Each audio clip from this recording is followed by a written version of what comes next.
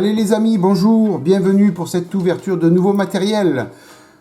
Je vous l'avais promis lors de la vidéo, la dernière de la Honda CB750F, que j'allais recevoir des commandes. La première commande est arrivée. Voilà, je vous montre. Toc. Le carton est un peu gros, donc je le sors tout de suite du milieu de la caméra. Et puis on va regarder ensemble tout ce qu'il y a dedans. Alors il y a un petit peu de nouveau matériel et un petit peu de renouvellement de stock. On va voir tout ça ensemble tout de suite. Premier outil, alors c'est pas un outil, c'est un display case. Alors je l'avais déjà acheté, hein, celui-là, c'est pour des voitures au 1/24e, excusez-moi. Je commence à bailler déjà. Donc c'est pour des... Pourquoi il n'y a plus de lumière d'un coup? Si? Ah, c'est parce que j'ai mis le carton au milieu. C'est fou, vous voyez un peu? Voilà, donc c'est un display case pour voiture au 1/24e. Voilà, donc c'est de Master Tool. On va l'ouvrir un petit peu ensemble quand même. Bah ouais, on y est. Hein. Voilà, donc toujours bien emballé. Donc ça, ce sera pour mettre une voiture. Je vais pas l'ouvrir complètement, hein, mais bon, vous l'aviez déjà vu dans d'autres vidéos. Ils sont très bien, ils sont très bien faits. Donc là, a priori, c'est pas cassé. Oh, allez, on ouvre, Thierry, on ouvre. Je vous ai entendu.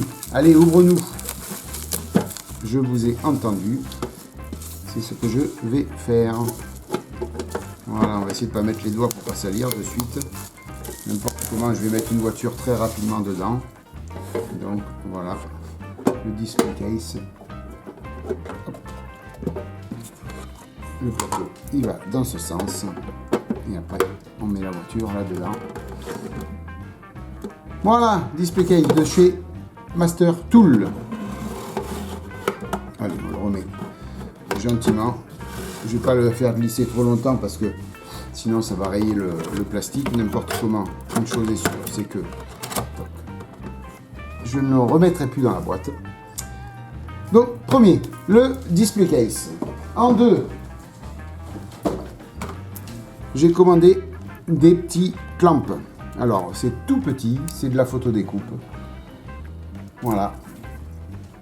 Alors, c'est tout simplement pour, comment dire, pour simuler des petits colliers. Des petits colliers de serrage pour les durites, pour, voilà, pour toute chose. Alors, c'est Aber qui fait ça. Donc c'est pour essentiellement les voitures, hein. Et puis après, bon, peut-être je pourrais m'en servir après pour d'autres, mais bon, pour les avions c'est un petit peu gros. Par contre pour les voitures, oui, ça va le faire super bien. Voilà, ça simule des petits colliers de serrage, alors on peut serrer des durites, des câbles électriques ensemble, voilà, pas mal. Hein. Une petite photo découpe, c'est sympa. Voilà. Alors, qu'est-ce qu'il y a d'autre ? Je fouille. Alors, ça. J'ai commandé ça parce que je vais commencer à me faire un petit stock pour faire du détaillage, du détail-up. Voilà, j'ai envie de détailler un petit peu plus mes modèles. Alors, que ce soit en avion, blindé ou en voiture. J'ai pas mal de petits projets, donc notamment un qui est dans la boîte. Dans le carton plutôt. Et puis j'ai la fameuse Toyota GT1 aussi. Je vous avais fait l'ouverture de boîte. Donc là c'est une voiture où on va pouvoir laisser le capot moteur ouvert. Donc je vais essayer de détailler un maximum. Donc je me suis commandé. Alors c'est rien d'exceptionnel. Mais toute une florée de plastique rond. Voilà, j'ai pris un petit peu tous les diamètres. Vous voyez, voilà. Donc il y a du tout petit. J'ai pris une longueur de chaque. Hein. Voilà. Donc c'est pour essayer un petit peu d'agrémenter un petit peu plus les modèles. Voilà. Donc il y a des gros diamètres, des petits diamètres en plastique. Voilà. On va commencer un petit peu à faire un détaillage un petit peu plus intéressant des voitures. Alors surtout des voitures, ça va permettre de pouvoir faire quelque chose un petit peu, et de nouveau sur la chaîne. Et d'ailleurs je te remercie mon ami en commentaire. Tu m'as conseillé de faire, quand j'ai posé la question, quand je vous ai posé la question lors du petit vlog, qu'est-ce qu'on peut faire de nouveau? Donc un abonné m'a répondu, tu devrais faire un petit peu plus de détaillage, tes abonnés aimeront. Donc voilà, j'ai commandé ce qu'il faut pour commencer à faire un petit peu plus de détaillage, que ce soit les colliers, les petits ronds en plastique. J'en commanderai d'autres aussi, hein, bien sûr. Il n'y a pas d'autres formes, surtout. Voilà. Après, qu'est-ce que j'ai là-dedans? Alors, ça c'est du renouvellement de stock, exclusivement. Renouvellement de stock. Parce que je l'utilise beaucoup, celui-là. Et je n'en avais presque plus. C'est mon petit Mr Filler Liquid Putty de chez MRP. Voilà. Donc l'autre que j'avais, ben, il était ici. Voilà. Alors, je vois qu'ils ont changé le packaging. Et celui-ci, il avait la particularité, le bouchon se cassait facilement. Donc il me faisait une petite fissure. Et après, donc, le Putty à l'intérieur séchait plus vite. Voilà. Donc là, en l'occurrence, bon, ça va encore, mais il commence à durcir. Vous voyez, bon, je l'ai pas mal utilisé hein, déjà. Hein. Vous voyez. Alors, ce qui est bien, c'est que vous prenez du... Ah, comment ça s'appelle? Alors, attendez. Voilà, vous prenez du lacquer thinner de chez Tamiya. Voilà. Et s'il est un petit peu dur, vous prenez un petit peu de pâte, vous dans un petit godet, pas godet d'aérographe, hein, une petite coupelle. Prenez un petit peu de ça, un petit peu de liquide de lacquer thinner de chez Tamiya, et ça va venir un petit peu le diluer, et vous pourrez vous en resservir comme avant. Voilà. Et vous voyez le problème que je rencontrais au serrage. Vous voyez le bouchon fissuré là. Voilà. Et donc automatiquement on ne peut pas serrer fort. Si on serre fort, on le casse. Et donc automatiquement il sèche plus facilement. Alors là je vois qu'ils ont mis un bouchon plastique. Pas plastique dur, plastique mou. Donc on va voir ce que ça donne. Et le récipient, au lieu d'être en verre, est en plastique aussi. Donc nouveau packaging pour ce Liquid Putty. Donc ça va être intéressant de voir si on arrive à mieux s'en servir qu'avec l'ancien. Qu'est-ce qu'il y a d'autre? Alors, ben là c'est du renouvellement de stock aussi. Je n'en avais plus. Et j'en avais besoin. Du mat aluminium de chez AK. La référence 488. Donc du mat aluminium. Je n'en avais plus. Après, qu'est-ce qu'on a d'autre? Alors, si, il y a ça. Avant de passer à ça, le Mirror Finish. Pas mal de temps que je l'avais mis de côté sur ma liste d'envie. Donc c'est Hasegawa qui fait ça, Hobby-Kit. Voilà, donc c'est du chrome collant, donc autocollant. Voilà, donc pour faire les miroirs de rétroviseur ou autre. Alors on voit que c'est un chrome qui doit être fragile, parce que qui a bien été emballé, parce que pour pas le rayer, il a été mis dans une boîte un peu épaisse, vous voyez, où il n'y a aucun contact dessus. Donc je crois qu'il va falloir faire très attention à l'utilisation pour ne pas le rayer. Voilà, toutes les rayures que vous voyez au-dessus, c'est le plastique de l'emballage. Voilà, le Mirror Finish. Après, alors vous savez que je suis au niveau des avions, je suis sur le Spitfire MK1, et que l'avion qui arrivera de suite après sur la chaîne, eh ben, j'avais besoin de photos de référence.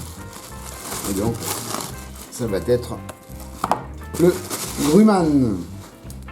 Voilà, donc j'ai pris le même livre que le Mirage F1, hein, la même série. Donc c'est HMH Publication qui fait ça. Voilà, donc là c'est le Grumman EAG6B Prolair. Voilà, en anglais bien sûr, mais c'est pas grave, au jour d'aujourd'hui on a des traducteurs de partout. Comme d'habitude, à l'ouverture d'un livre, je sens l'intérieur, ça me rappelle ma jeunesse. Il y en a, je pense, qui vont comprendre. Voilà, donc beaucoup de détaillage, beaucoup de photos de détaillage. Donc il va pouvoir me permettre de faire un Grumman tip top. Surtout, je vois là où je vais, moi, laisser les ailes refermées. Donc pas sorties. Donc je vais le présenter comme ça, tel qu'il est là. Donc j'ai besoin de vraiment avoir beaucoup de photos de ça pour essayer de faire quelque chose de le plus proche de la réalité. Voilà, tout simplement. Voilà, de très belles photos dedans, magnifiques. Voilà. Là, on a beaucoup de points, on voit les usures, tout ça, donc ça va être sympa de pouvoir travailler dessus. Là, on voit des taches sur le haut de l'avion, donc on va pouvoir faire un truc tip top. Un très très très joli livre. Alors j'avais fait l'ouverture de boîte du Grumman. Il suffit que vous alliez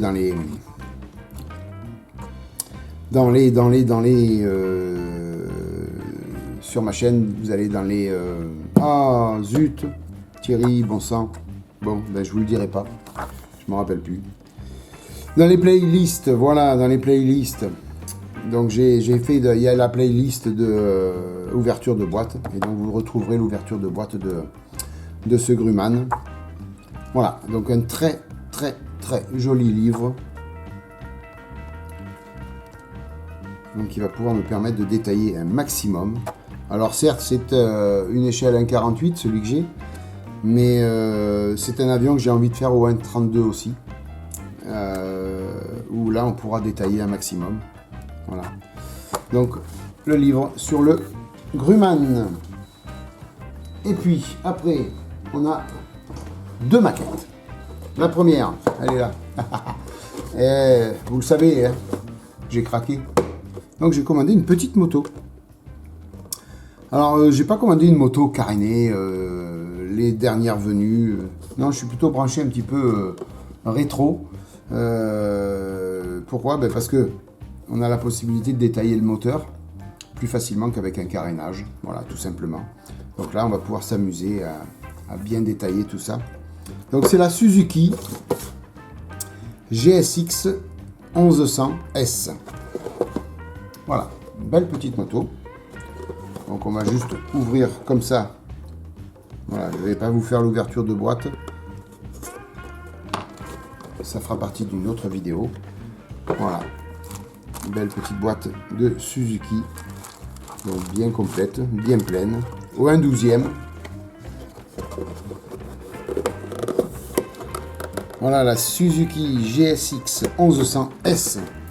Voilà, donc bien sûr, ça arrivera quand j'aurai fini la Honda CB750F et que j'aurai le temps de faire la moto.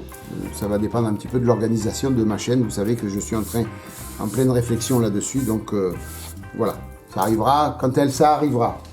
Et puis la dernière, donc une maquette, ça fait, alors celle-ci, ça fait peut-être 1 an et demi facile, voire 2 ans, qu'elle est dans ma liste d'envie. Elle a été très longtemps indisponible. Mais je voulais à tout prix la prendre. Donc c'est la Ferrari 126 CK qui était conduite par Gilles Villeneuve et Didier Pironi. Je crois que c'est ça, hein, c'est Gilles Villeneuve. Que je vous dise pas de bêtises. Ouais, il me semble. Il me semble bien, oui. Gilles Villeneuve. Ah, Thierry, ah, je pars en biberine. Alors, on va vérifier ça, les amis. On va vérifier ça ensemble, parce que j'aime pas dire des bêtises. Alors, certainement que beaucoup d'entre vous sont en train de me donner le nom du deuxième pilote Ferrari. Mais moi, je vous entends pas. Voilà. Alors, on va regarder ça. On va taper plutôt pilote.